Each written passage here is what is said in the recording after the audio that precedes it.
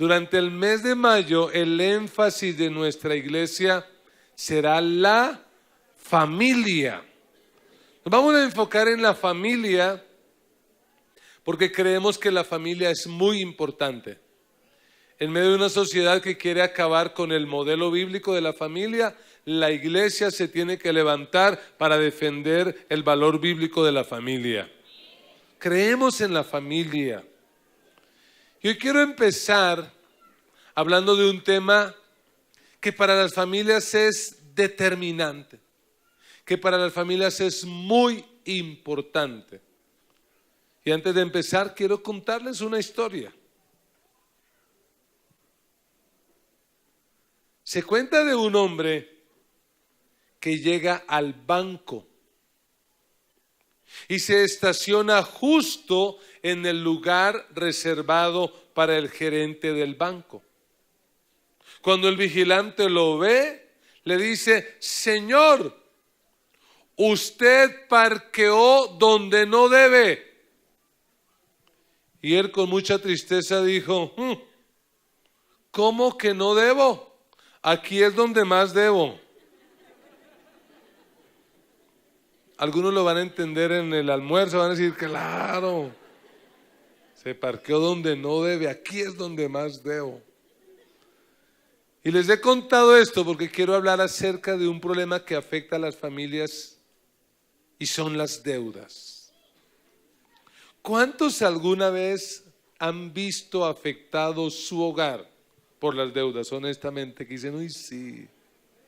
Porque mire, cuando en un hogar hay deudas, las cosas como que no marchan bien, como que la manera como que se habla no es tan tierna y tan cariñosa, porque llega el esposo en la noche que dice: a mí ni me hablo yo, ni me dirija la palabra, por culpa suya, esas vacaciones que sacamos, mire, estamos endeudados, ni me hable.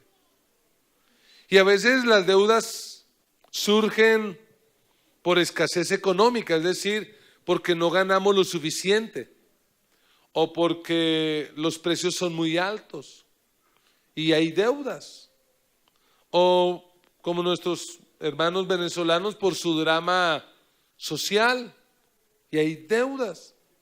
Pero en otras ocasiones las deudas son producto de una mala administración, porque nos hemos dejado envolver por esta cultura de derroche, por esta cultura consumista. Pero también a veces nos endeudamos por situaciones inesperadas. Una enfermedad, el despido de la empresa, un accidente.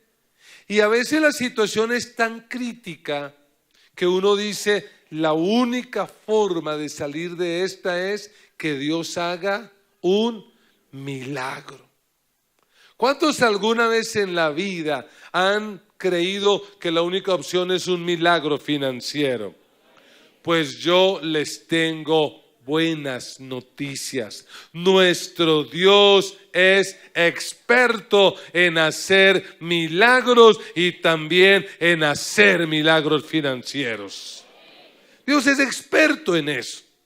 Y hoy vamos a ver un relato muy conocido por nosotros en esta iglesia, que está en el segundo libro de Reyes, capítulo 4, versículo 1. Abra su Biblia o prenda su Biblia, porque algunos la tienen en el celular, hay que prenderla. Y también es la Biblia, es la palabra del Señor. Dice la palabra del Señor así: una mujer de las mujeres de los hijos de los profetas clamó a Eliseo diciendo: tu siervo mi marido ha muerto, y tú sabes que tu siervo era temeroso de Jehová, y ha venido el acreedor para tomarse 2 hijos míos por siervos. Y Eliseo le dijo: ¿qué te haré yo? Declárame, ¿qué tienes en casa? Y ella dijo: tu sierva ninguna cosa tiene en casa, sino una vasija de aceite. Él le dijo: ve y pide para ti vasijas prestadas de todos tus vecinos, vasijas vacías, no pocas. Entra luego y enciérrate tú y tus hijos y echa en todas las vasijas. Y cuando una esté llena, ponla aparte. Y se fue la mujer y cerró la puerta, encerrándose ella y sus hijos. Y ellos le traían las vasijas y ella echaba del aceite. Cuando las vasijas estuvieron llenas, dijo a un hijo suyo: tráeme aún otras vasijas. Y él dijo: no hay más vasijas. Entonces cesó el aceite. Vino ella luego y lo contó al varón de Dios, el cual dijo: ve y vende el aceite y paga a tus acreedores, y tú y tus hijos vivid de lo que quede. Amén. Es un relato donde lo que estamos presenciando sencillamente es un milagro. Eso que ocurre en este relato no tiene explicación desde la física ni la química. Eso no tiene lógica, eso es un milagro.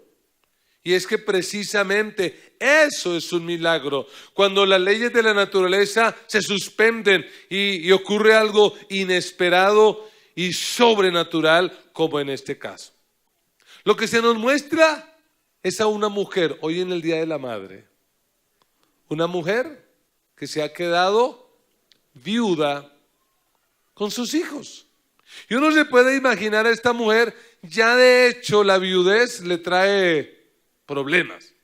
En medio de una cultura que discriminaba y desvalorizaba a la mujer, esta mujer queda viuda. No había oportunidad que las mujeres fueran productivas, no podían trabajar. Así que las opciones de esta mujer son mínimas. La opción que tiene, según la sociedad, es vivir de la caridad, vivir de la bondad de otros. Uno se puede imaginar a esta mujer llegando del cementerio con su dolor. Se murió su esposo y según el texto bíblico, él se murió no por andar en malos negocios, no porque tomaba mucho aguardiente le dio cirrosis. Porque lo que dice el texto bíblico es que era un hombre temeroso de Dios. Parece que era muy temeroso de Dios, pero como que no tan buen administrador. Porque recién la mujer está tratando de enfrentar su duelo y llega a la puerta de la casa alguien. ¿Quién es? El acreedor. Posiblemente llega con algunos documentos en la mano diciendo: mire, qué pena, sintiendo mucho lo de su esposo, qué triste que haya muerto, pero yo quiero informarle que su esposo dejó una deuda. Ante eso uno se puede imaginar la preocupación de la esposa, de la viuda. ¿Qué voy a hacer? Y lo que uno percibe en el texto es que la economía era mala. No hay plata. No hay recursos. Y probablemente después de alguna búsqueda, lo que le dice el acreedor es: usted ya sabe lo que la ley dice. Y la ley dice que si usted no me puede pagar, yo estoy autorizado a tomar, dada la deuda que usted tiene conmigo, por lo menos 2 de sus hijos para pagarme la deuda y hacer de ellos míos, y los voy a esclavizar. Aquí vamos a encontrar cómo es que ocurren los milagros.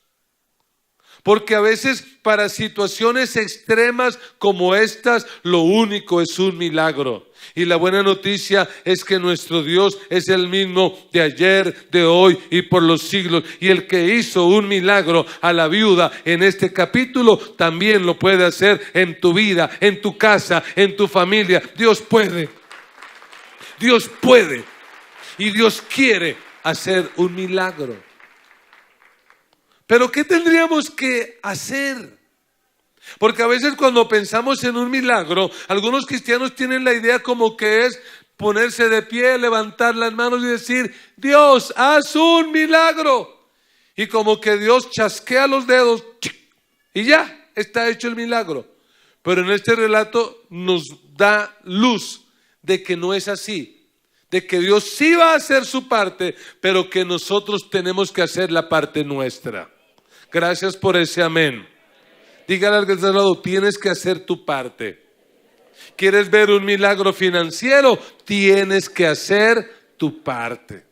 Dios no es alcahueta de nadie. Tenemos que hacer nuestra parte. ¿Y qué es lo primero que tenemos que hacer? Lo primero que tenemos que hacer es entender el peligro de las deudas. Imagínese la situación de esta mujer, pobre, viuda, y ahora para colmo está a un instante de que sus hijos se pierdan y se conviertan en esclavos. ¿Qué es lo que trae las deudas? Esclavitud. ¿Qué es lo que producen las deudas? Muerte. ¿Qué es lo que producen las deudas? Mal ambiente, deterioro. Eso es. Lamentablemente nos hemos criado en una cultura con una filosofía no bíblica y con una cosmovisión que no es bíblica. Y en cuanto a las finanzas, ¿qué es lo que se nos ha enseñado por generación en generación en una cultura como la nuestra? Es que si uno no debe, nunca tiene. La única manera para tener es endeudarse. Déjeme decirle que eso no lo dice la palabra de Dios. Eso es una cultura antibíblica. Pero eso es lo que está a la orden del día.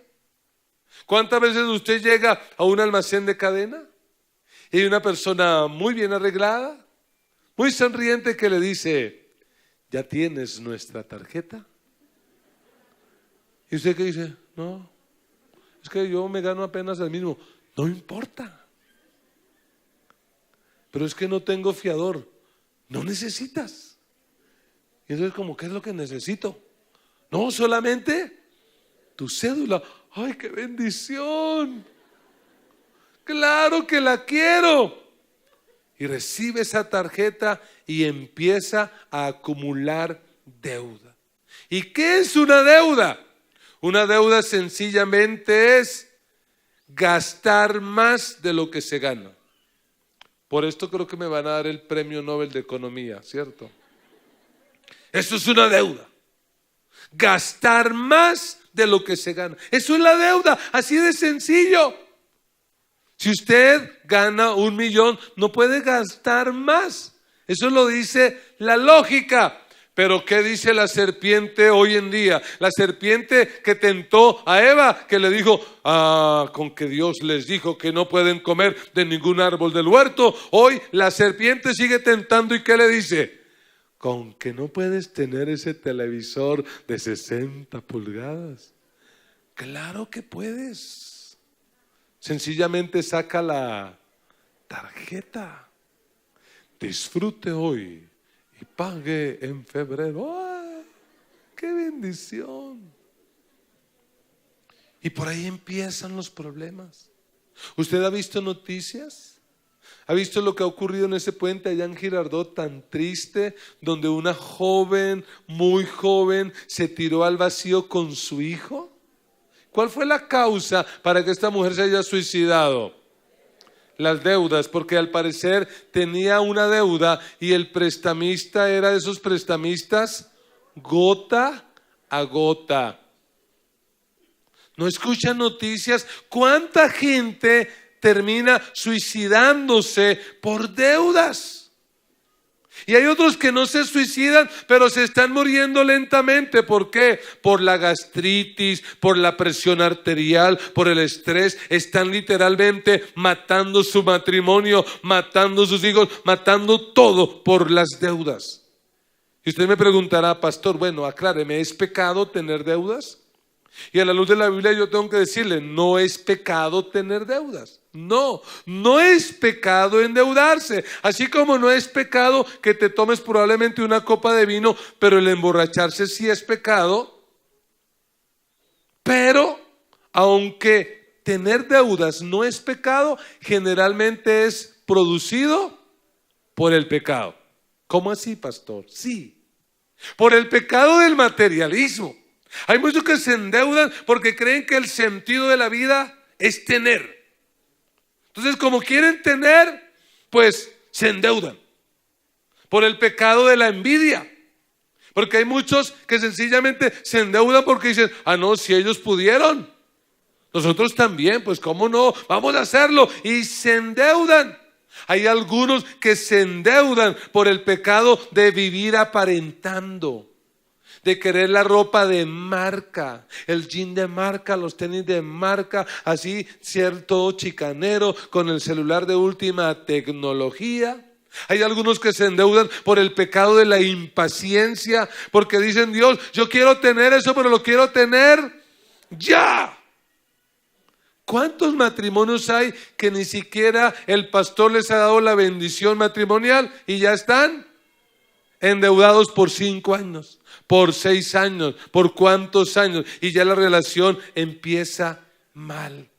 Mire, la deuda no es un pecado, pero produce o viene producido por el pecado y genera muchos problemas. Vaya uno a saber si este profeta de la Biblia que se murió, no se murió por causa de las deudas. ¿Y qué problema le dejó a la familia? Terrible. Mire, yo le quiero dar un consejo como pastor de esta iglesia. No le pida prestado a nadie en esta iglesia y no le preste a nadie en esta iglesia. Pero es que el sonido falló, vamos a ver, a intentar una vez más. No le pida prestado a nadie en esta iglesia y no le preste a nadie en la iglesia. Porque cuando usted presta o saca prestado, usted daña la iglesia. Porque el día que usted no pueda pagar, ¿qué dice usted? Uy, yo no voy para no verme con fulano, es que ese hermano es tan delicado. Hace 10 años que me prestó la plata y todavía me cobra. No, es que ese hermano es muy impaciente, que espere.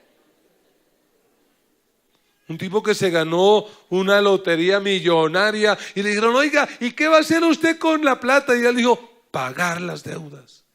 Y le dijeron, lo felicitamos, es lo que hay que hacer. ¿Y el resto? Y él dijo, el resto que esperen. Por si acaso los que no entendieron la pregunta era, ¿y el resto de la plata? Pero él entendió, y el resto de los deudores, el resto que esperen, ¿no? Dígale no a la deuda. Hace años había una propaganda que decía, dígale no a la droga.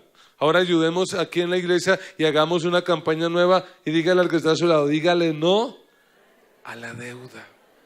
Dígale no a la deuda. Número 2, si usted quiere experimentar milagros financieros, no solo tiene que entender lo peligroso que es la deuda, sino en segundo lugar, tiene que enfrentar la vida con fe. Gracias por ese amén. Enfrentar la vida con fe. Porque cuando uno lee este texto, en medio de la tragedia, en medio de toda esa crisis, lo que uno ve son unos vislumbres de fe. ¿En dónde yo puedo ver la fe? En que probablemente cuando el acreedor dice, me llevo sus 2 hijos como esclavos, si esta mujer no hubiera tenido fe, ¿qué dice? Sí, lléveselos porque yo no tengo cómo pagar. Pero esta mujer expresa fe y ¿qué dice? No, espere, deme un tiempo porque probablemente Dios puede hacer algo. Dios puede hacer un milagro. Y yo veo fe porque ella, en lugar de irse a la prendería, que es a donde algunos, no de la iglesia, de gente de otro lado, van, en lugar de ir al banco a pedir la refinanciación del crédito, en lugar de ir a buscar al prestamista gota a gota, ¿para dónde se fue esta mujer? ¿A quién fue a buscar? Lo que nos dice la Biblia es que fue a buscar a Eliseo. ¿Y quién es Eliseo?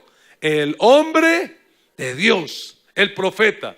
Para ponerlo un poquito en contexto, esta mujer se fue a la iglesia y dijo: hoy es el día de la madre, estamos endeudados, en problemas, pero quién sabe si de repente hoy Dios me va a dar una palabra que me va a capacitar para recibir un milagro de parte del Señor. Así que yo me voy a donde el profeta, me voy porque Dios puede hacer algo especial en mi vida. Esta mujer se va donde el profeta y empieza a darle su discurso: tu siervo, mi marido, ha muerto, y tú sabes que tu siervo era temeroso de Jehová, y ha venido el acreedor para tomarse 2 hijos míos por siervos. ¿Y qué dice el versículo 2? Y Eliseo le dijo: ¿de cuánto es que estamos hablando para hacer el cheque? ¿A nombre de quién el cheque? Venga, venga, esto lo resolvemos ya. ¿Cuál fue la respuesta que le dio? Una respuesta que no es respuesta, una respuesta que es pregunta. ¿Cuál pregunta? ¿Qué te haré yo? En la NBI se lee: ¿y qué puedo hacer por ti? Como que el profeta estaba muy escaso de plata y lo que dice es: hermanita, ya como que somos 2. ¿Yo qué puedo hacer? Y eso suena como un poco brusco, porque uno a veces se acerca al Señor y uno que quisiera que el Señor hiciera otra vez como magia, ¡ya! Y lo que él dice es: ¿y yo qué puedo hacer? Y luego le hace una pregunta implícita. ¿Cuál es la pregunta? ¿Qué tienes en casa? ¿Qué es lo que tú tienes en casa? Es decir, lo que le dice es: vamos a hacer un inventario. Vamos a inventariar lo que tenemos. Y esta mujer, aunque tiene una fe, pero es una fe todavía incipiente, es una fe todavía débil, es una fe todavía como medio anoréxica. Porque ¿qué dice ella? No, tu sierva, ¿qué? Ninguna cosa tiene en casa. ¿Qué le parece ese lenguaje? Es un lenguaje de derrota. ¿Qué tienes en la casa? Nada. Lo que tenemos en la casa es muerte. Se acabó de morir mi marido. Lo que tenemos en la casa son deudas, el riesgo de que mis hijos se pierdan. No tengo nada. Pero como que el profeta le dice: oiga, pero piense, eche cabeza, ¿no será que hay algo? Y ella que dice: ah, sí, ¿qué tengo? Dice: una vasija de aceite. Tengo un jarrito con aceite de oliva, el que se usaba para prender las lámparas, el que se usaba probablemente para el ministerio del profeta. Tengo eso. Y uno pensaría que el profeta le dijera: estamos mal, no tiene más. Pero hagamos un ejercicio nosotros. ¿Sería que esta mujer no tenía más? Según el relato que hemos leído, ¿qué más tenía esta mujer? Mire lo que tenía. Tenía el buen testimonio de su marido, ¿o no? Porque ¿cómo fue su marido? Un hombre fiel, un hombre temeroso. ¿Qué más tenía? Manos, tenía pies, tenía los hijos, tenía los vecinos, tenía la comunidad. Es decir, parece que sí tenía más cosas. Parece que sí tenía más recursos que ella no había descubierto. Tenía más. Y entonces el profeta le da la solución. ¿Cuál es la solución que le plantea? Mira, vas a hacer lo siguiente. Vas a ir a tomar esos hijos y los vas a poner a trabajar. Esos hijos tienen que ser parte de la solución. Hay familias, no de esta iglesia, de otras, que las familias están hasta aquí ahorcadas financieramente y los únicos que revientan para todo son papá y mamá. No, es que me toca ir a buscarle para la comida del niño. ¿Y cuántos años tiene su niño? 20 años. ¿Por qué no lo manda a trabajar, hermana? ¿Por qué no lo hace que ese muchacho sea un poquito productivo? Es la hora de que deje de ser tan holgazán y entienda que tiene que ser parte de la solución también. Y lo que le dice el profeta es: vamos a hacer algo con ese aceite. Ve a tu comunidad y vas a ir por las casas y le vas a pedir a tus vecinos vasijas vacías prestadas. ¿Y cuál es la clave? No pocas, tienen que ser muchas. Va a ir y van a trabajar. Y cuando se llenen, las vas apartando y las vas apartando. Imagínense la escena. Llega la mujer y los hijos: ¿cómo le fue, mamá? El profeta le dio algún chequecito, le resolvió el problema. Es que ya nos van a cortar Netflix. Mamá, ¿será que sí? Es que ya no tengo minutos en el celular. Sí, le resolvieron. ¿Y qué le dice la mamá? Sí, señores. La solución es que vamos a trabajar. Y vamos a trabajar en familia. ¿Qué cree que dijeron esos chinos? Estamos inventándonos, porque probablemente no fue así, es por supuesto, pero para usar algo, probablemente que dijeron: uy, no, pero ¿por qué? No, yo lo que quiero es enfocarme en mis sueños. Tú sabes, vieja, que mis sueños son estos. Yo lo que sueño es ser como Bill Gates, o yo sueño ser así. ¿Y cómo me vas a poner? ¿Y qué hay que hacer, mamá? Muy sencillo. Van a ir casa por casa y van a pedirle a sus vecinos vasijas prestadas. Uy, qué oso, mamá, no me haga eso. ¿Cómo me va a hacer boletear allá delante de mis amigos yo pidiendo ollas? No, mamá. Señores, es lo que hay que hacer y lo hacen. Eso era en ese tiempo, hoy en día eso no pasa. Y uno se imagina a esos muchachos: uy, qué pena, señora Cecilia, que si una vasija. ¿Y vasija? ¿Y para qué? Yo no sé, mi mamá que lleve una olla. Y probablemente, ¿qué cree que empezaron a decir los vecinos? Pobrecita esa señora, se le murió el marido y ahora está loca. Miren los hijos, mírenlos allá por la calle 38 en Bellavista recogiendo ollas vacías. ¿Para qué? ¿Pero será que va a hacer tamales o empanadas legales o ilegales? ¿Quién sabe en qué se metió esa señora? Mire, toda esa cantidad. Y yo me imagino esos chinos todos ahí como medio achantados trabajando. Pero es que los hijos hay que ponerlos a trabajar. Los hijos hay que enseñarles el valor del trabajo. Hay que enseñarles a no comer el pan de miseria. Que ellos tienen que ser parte de la solución, que tienen que aportar, que tienen que hacer algo. Y uno se imagina esa situación allí reuniendo ollas y ollas y ollas. Y lo que dice el texto es que se encerraron. Y yo me imagino a los muchachos diciendo: mi mamá, cosas que saca, ¿para qué? Y se encerraron.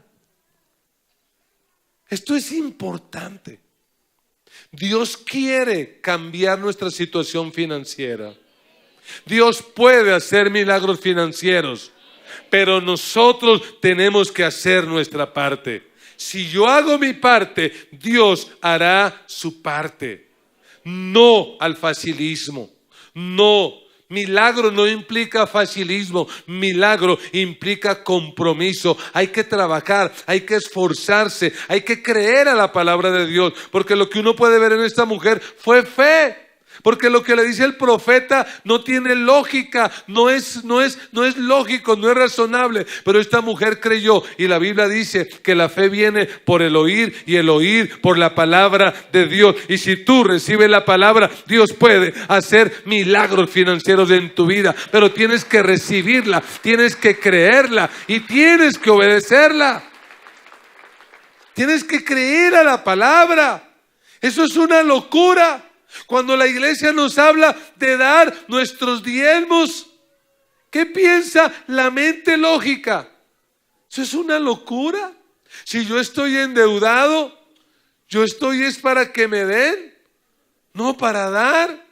Y si yo me gano 1 millón y doy 100,000, la lógica matemática que dice voy a tener menos. Pero la fe lo que dice es que si tú eres fiel, Dios abrirá la ventana de los cielos y derramará bendición hasta que sobreabunde. Dios hará un milagro financiero.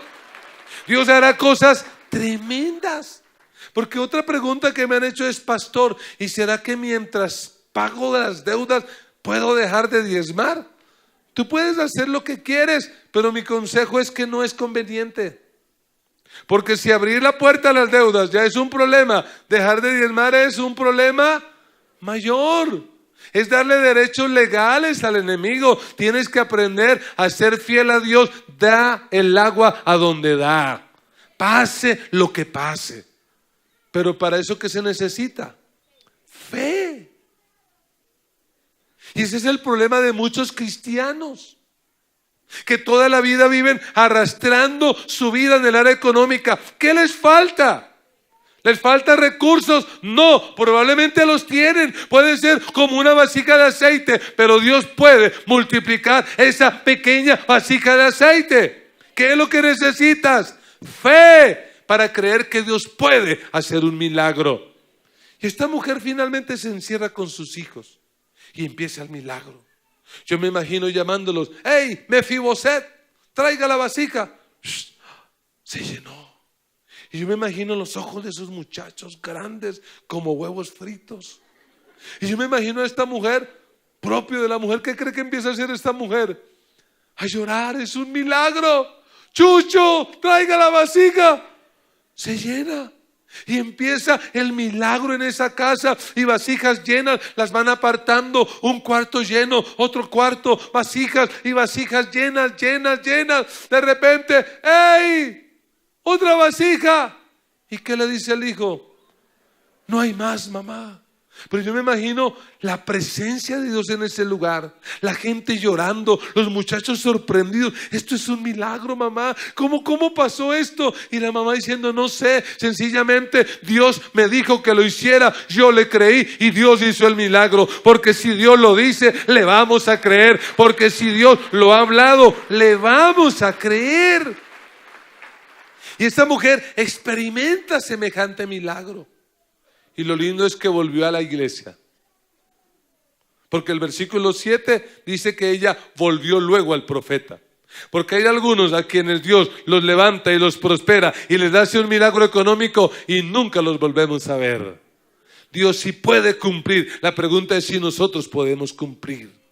Y esta mujer vuelve a donde el profeta vuelve. Y yo me la imagino llorando: Eliseo, hombre de Dios, imagínate lo que pasó. Y le cuenta en detalle lo que ocurre. ¿Y ahora qué hago? Y mire lo que le dice el profeta. Otra vez: ve, acción, tienes que seguir trabajando. Ve, vende. Es decir, ahora van a colocar una empresa. Una microempresa. Una empresa dedicada ¿a qué? A la venta de aceite.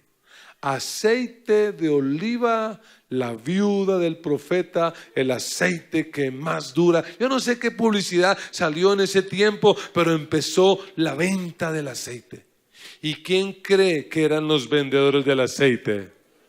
Los hijos por la calle. Aquí está el aceite, aceite de oliva de la mejor calidad. Y ahí están vendiendo el aceite. ¿En qué se convirtió esta mujer? Mira el relato cómo empieza. El relato empieza con una mujer viuda, pobre, a punto de perder todo. Ahora, ¿en qué se convirtió esta mujer? ¿Qué es esta mujer? Esta mujer es una empresaria. Y yo creo que la voluntad de Dios para muchos de los que están escuchando esta palabra es que un día dejen de ser empleados y se conviertan en empresarios, que levanten su propia empresa, que levanten su propio negocio, que generen sus propios recursos. Escúchame, joven universitario que estás en la universidad terminando una carrera. Deja de estar soñando, oh, me voy a graduar para ser empleado de fulano. No. Dios te permite ir a la universidad para que tengas un título, pero no para que seas el empleado de alguien, sino para que levantes tu propia empresa, para que generes un negocio y hagas recursos de verdad. Dios quiere eso para ti. Atrévete a soñarlo y a creerlo. Y entonces aquí encontramos una tercera clave. No solo hay que entender lo peligrosos que son las deudas. No solo hay que enfrentar la vida con fe, sino en tercer lugar, hay que establecer nuevos hábitos.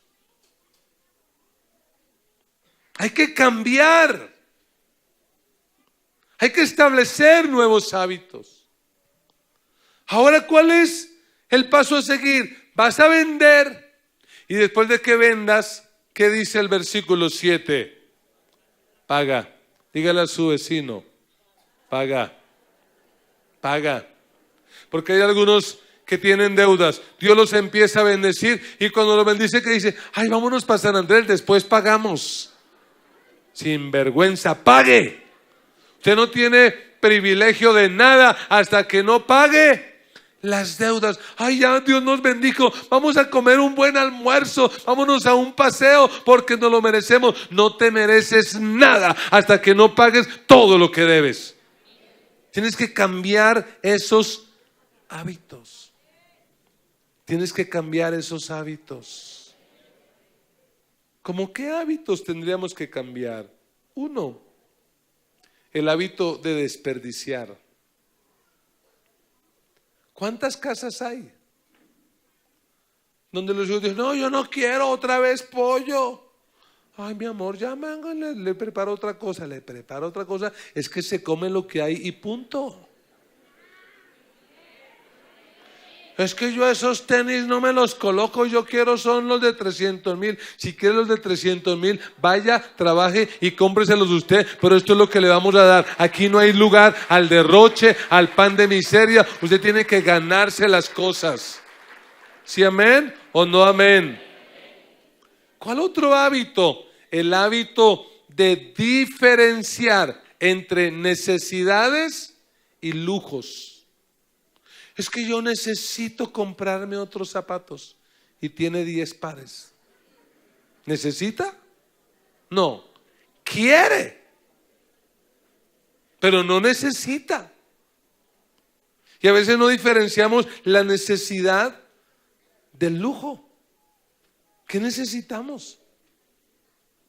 Por eso es que nos endeudamos.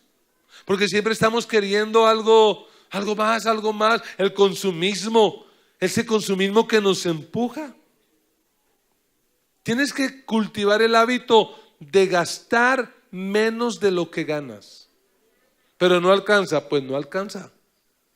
Pero usted no gasta más de lo que gana, gaste menos. Tiene que cultivar el hábito de no tener deudas de consumo. El televisor a crédito, error. Las vacaciones a crédito, error. La ropa a crédito, error. Mire, si usted es comerciante y la plata tiene que sacar un préstamo para moverlo, eso es válido. Si usted es inquilino y quiere dejar de pagar arriendo para pagar la cuota de la casa, ese préstamo es válido. Pero sacar prestado para vacaciones, para una cosa y para otra, eso jamás será válido. Ay, es que necesito cambiar mi teléfono. ¿Necesita o quiere? El hábito de no ser fiador de nadie. No sirva de fiador a nadie. Usted va a perder la plata, va a perder el amigo, va a perder todo. No sirva de fiador. Mira, lo único que yo les serviría de fiador sería a mis hijos, a mi esposa y a mi mamá. Los demás los siento mucho, los quiero mucho, voy a orar por ustedes para que el Señor haga el milagro de la multiplicación, pero no.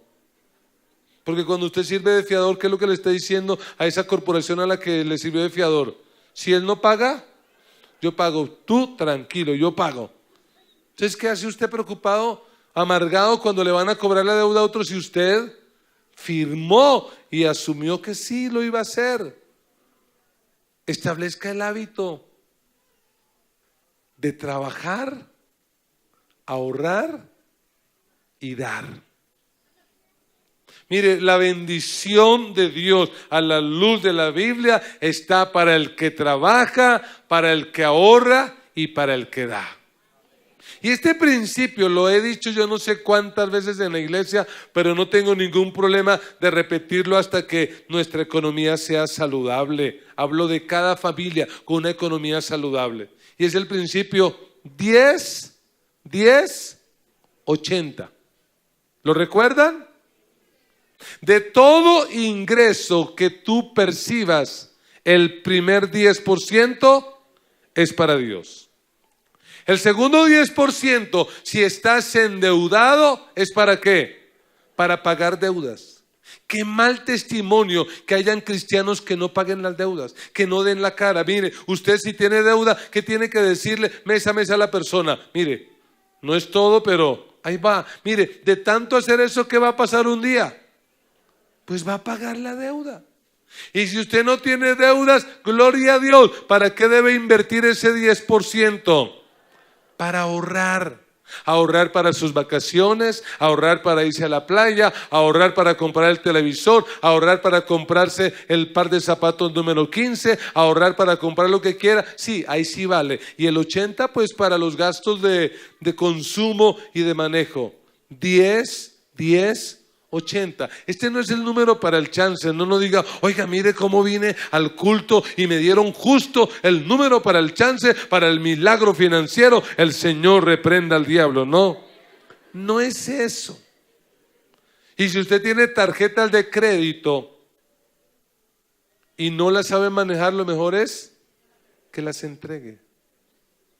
Usted puede tener tarjeta de crédito cuando esa tarjeta de crédito es sencillamente para mantener su consumo dentro de su ingreso. Pero si usted dice, es que tengo una tarjeta porque gano 1 millón, pero quiero vivir ganando como si ganara 2. Error. Vas a fracasar, vas a quebrar y las deudas te van a matar. Aprende. Si usas una tarjeta que no te cobre, cuota de manejo. Y cuando la tengas, ¿a cuánto vas a diferir tus compras? A una cuota. Punto. Tú no pagas intereses, tú no pagas nada, no estás haciendo malos negocios. ¿Qué pasó con esta mujer? Mire cómo termina el relato. Si usted mira el primer versículo y el último versículo, en este relato, la primera palabra o las palabras del versículo 1 es muerte. ¿Qué hubo en el versículo 1? Muerte. ¿Y cuál es la palabra del versículo 7? Vida. Tú y tus hijos vivan. ¿Pero qué había decretado el enemigo? Muerte, esclavitud.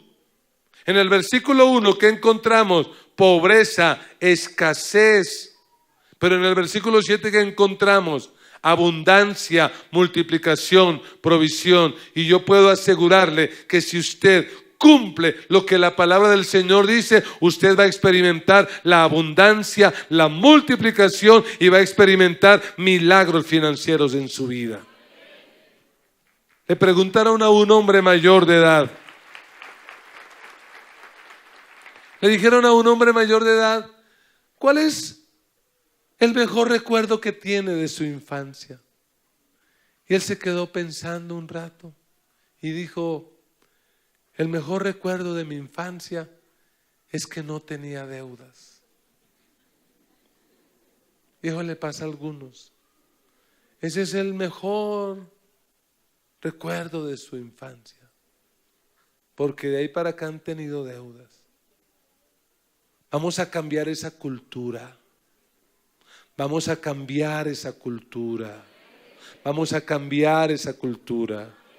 Porque somos discípulos de alguien que al ir a morir en la cruz del Calvario, la última palabra que dijo fue tetelestai. ¿Y qué significa esa palabra? La deuda ha sido cancelada. A ti y a mí la deuda no nos la perdonaron. Ese no es el evangelio. No fue que Dios nos perdonó la deuda, no.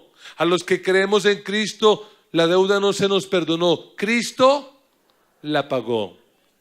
Y yo digo, si Él pudo pagar nuestra deuda eterna, Él también nos va a ayudar a pagar las deudas en esta tierra. Si Él nos ayudó a pagar la deuda de la eternidad, nos va a ayudar a pagar las deudas aquí y ahora en este planeta. Pero tenemos que hacer 3 cosas. Número 1, ver la deuda como un peligro. Número 2, empezar a aplicar nuestra fe a la vida. Y número 3, tenemos que cambiar hábitos, cambiar nuestra manera de manejar la economía. Yo les propongo ese principio: 10, 10, 80. Cierre sus ojos en esta mañana. Medite en esta palabra que acaba de escuchar. Y a la luz de esa palabra piense qué decisión va a tomar. ¿Qué compromisos va a hacer? ¿Qué cambios va a hacer en su vida? Como resultado de esto que usted escucha, ¿qué ajustes hará? ¿Qué cambios va a hacer?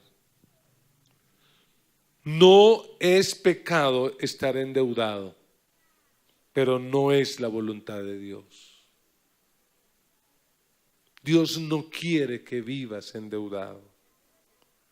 Cristo ya pagó para que vivamos sin deudas, ni en la eternidad, ni en este planeta. Coloquémonos en pie y vamos a hablar con Dios. Respóndale al Señor en oración y dígale al Señor, ¿a qué se compromete? ¿Qué decisiones usted toma como respuesta a esta palabra? Padre, en el nombre de Jesús, en esta hora te damos a ti muchas gracias por tu amor y por tu misericordia para con nosotros. Gracias, Señor Jesús, porque tú al morir en la cruz del Calvario pagaste nuestras deudas. Pagaste nuestra deuda eterna y nos has hecho libres y nos has dado vida y vida en abundancia. Tú pagaste la deuda por nosotros para que nosotros no seamos esclavos, para que seamos libres, para que tengamos vida y vida en abundancia. Señor, en esta mañana, perdónanos. Perdónanos, Señor, porque sin darnos cuenta hemos creído más en la filosofía de este mundo que no te conoce, en la filosofía consumista, materialista y de apariencia. Perdónanos y cámbianos, Señor.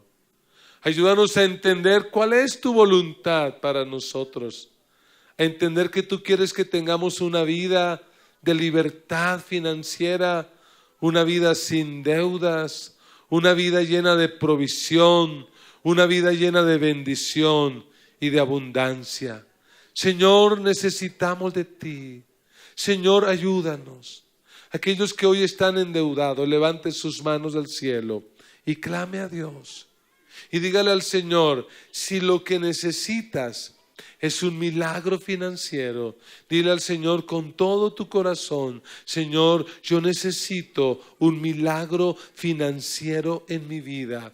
Así como hiciste en el relato de la Biblia, haz un milagro en mi vida. Señor, yo te pido en esta hora por mis hermanos, por cada familia aquí representada, que extiendas tu mano de poder y te lleves, Señor, toda amenaza de esclavitud, de muerte, todo aquello que el enemigo trae al permitir las deudas, Señor. Libéranos.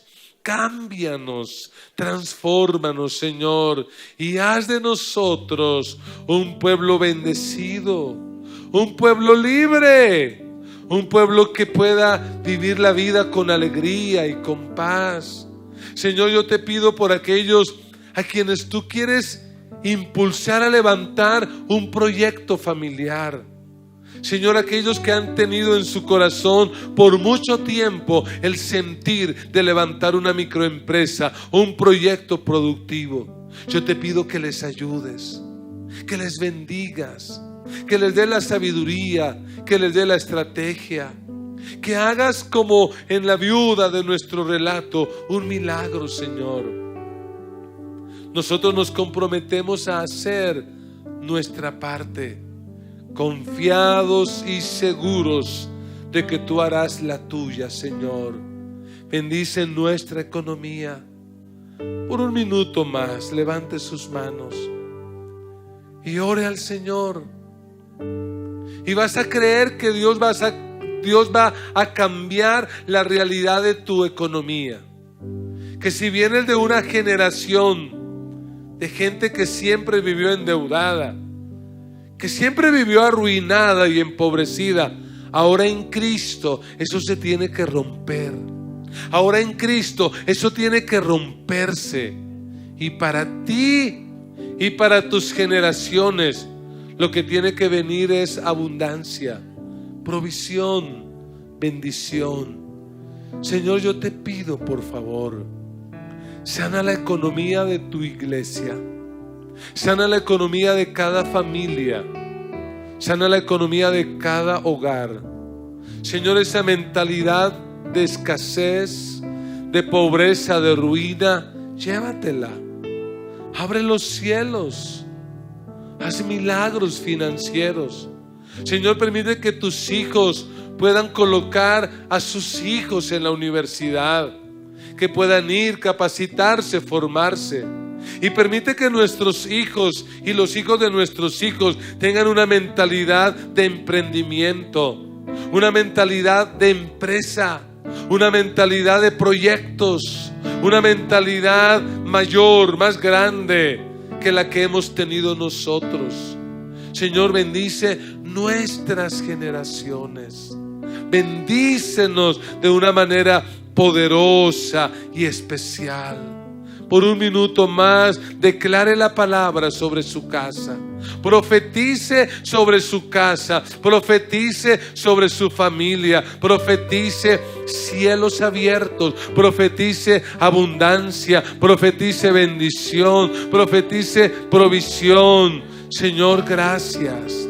Gracias porque los cielos se abren, porque la bendición tuya viene sobre nosotros y sobre nuestros hijos. Señor, lo creemos en esta hora, lo declaramos en esta hora y te damos a ti el honor, la gloria y la alabanza. Dale un aplauso al Señor, a Dios que todo lo puede hacer, a nuestro Dios para quien nada es imposible. Alabado sea Dios. Usted que ya hizo su promesa de fe hace 8 días, le animamos a que nos la regrese. Queremos orar por sus promesas de fe. Y usted que no sabe y que no ha hecho su promesa de fe, le queremos invitar. Nuestra iglesia tiene proyectos. Usted sabe los proyectos misioneros que tenemos, las iglesias hijas que dependen de nosotros, los misioneros que apoyamos. ¿Saben los proyectos de construcción que tenemos, como la sede del colegio para Mission Kids también? Necesitamos personas de fe que digan: yo quiero hacer una promesa de fe. ¿Qué es una promesa de fe? Es que usted ora, reflexiona y escucha a Dios. Y Dios le indica a qué usted se puede comprometer. No estamos hablando de los diezmos, su diezmo es su diezmo. Entonces es algo diferente, que usted dice: en fe, yo para estos proyectos de aquí a diciembre de este año voy a dar, puede ser cualquier cosa, 50 millones, 20 millones, sí, lo que sea. No, lo que Dios le guíe, usted hace una promesa y la llena, nos la entrega. ¿Qué es lo que hace el cuerpo pastoral y la red de intercesión? orar. ¿Para qué oramos? Para que Dios le provea lo que usted prometió y le dé más. Así que haga una promesa en fe. Ahí no tiene que colocar ni su cédula, ni su número de cuenta bancario, ni su teléfono, solo su nombre y a lo que usted se compromete. Así que vamos a orar por esas promesas de fe, los que ya la hicieron y los que la van a hacer. Levante sus manos al cielo y oremos. Padre, creemos a tu palabra en este día. Así como esta viuda creyó en algo que era ilógico, que era absurdo, pero te creyó. Señor, nosotros también queremos tener fe y creer. Y por eso, Señor, hacemos este compromiso de fe. Señor, y te pedimos que nos des los recursos para poder cumplir esta promesa de fe. Señor, y que tú hagas que los recursos fluyan, circulen y lleguen a nuestras manos. Señor, colocamos en tus manos los proyectos que como iglesia tenemos. Danos los recursos para cumplir con nuestras obligaciones, para terminar todo lo que empezamos. Y a aquellos dadores alegres, a aquellos que dan en fe, bendícelos. Provéeles lo que prometen, pero provéeles aún mucho más. Aleja de nuestras casas la ruina, la miseria, la escasez, y permítenos experimentar el milagro de la multiplicación. Permítenos experimentar el milagro de la provisión y de los milagros financieros. Señor, que durante este 2019 los que no tienen su vivienda propia la puedan tener. Los que están endeudados paguen sus deudas. Los que tienen proyectos de empresa lo abran, empiecen su negocio, empiecen su empresa. Aquellos que están en la empresa privada o pública reciban ascensos, reciban mejoras salariales. Señor, bendice a tu pueblo de una manera especial.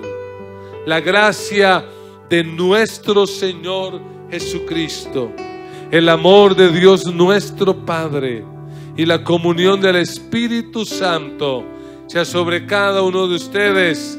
Y con alegría todos decimos amén y amén. Bendiciones para todos.